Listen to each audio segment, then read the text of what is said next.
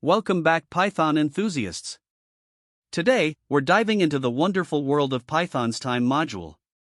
Whether you're a seasoned coder or just starting out, understanding how to work with time in Python is an essential skill. So, grab your favorite beverage, get cozy, and let's get started. In this video, we'll cover everything you need to know about the time module. From simple time manipulation to more complex operations, we'll explore it all. Let's kick things off with a basic overview of what the time module is all about. In Python, the time module is a built-in module which provides various time-related functions.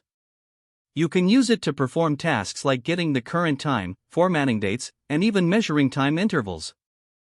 Now, let's dive into some code examples to see the time module in action. First up, let's import the time module. Simply I will write here, import time. Excellent. Now, we can start using the functions provided by the time module. One of the most commonly used functions is time, which returns the current time in seconds since the epoch. The epoch is the point where the time starts and is platform dependent. On Windows and most Unix systems, the epoch is January 1st, 1970, midnight. Now let's have a look of time function. Current time equals time.time function. And print current time. Let's run this. Yo! We've got the current time in seconds since the epoch. But what if we want to work with formatted dates? That's where the strftime function comes in handy. Formatted date equals time.strftime. Modulus operator. Capital Y for year. Small m for month. Small d for date. Capital H for hours. Capital M for minutes. Capital S for seconds. Print formatted date. Let's run this. Look at that. We've formatted the current time into a more human-readable format. There is 2024, February, date is 24, approximate time 2:30. Isn't Python amazing? If you're finding it hard to remember these functions, don't worry.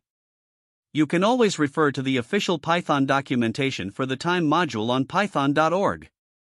It's a fantastic resource to deepen your understanding. Be sure to check out the description below for the link. But wait, there's more.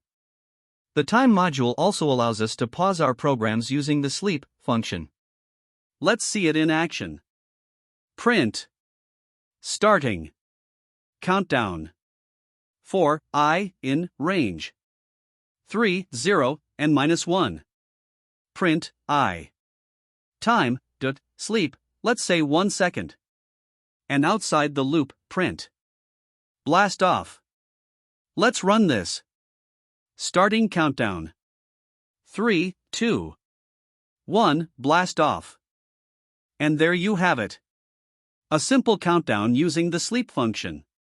Perfect for adding suspense to your programs. Well folks, that wraps up our crash course on the time module in Python. We've covered everything from getting the current time to pausing our programs. I hope you found this video helpful. Don't forget to like, subscribe, and hit that bell icon to stay up to date with all our latest Python tutorials. Until next time, happy coding!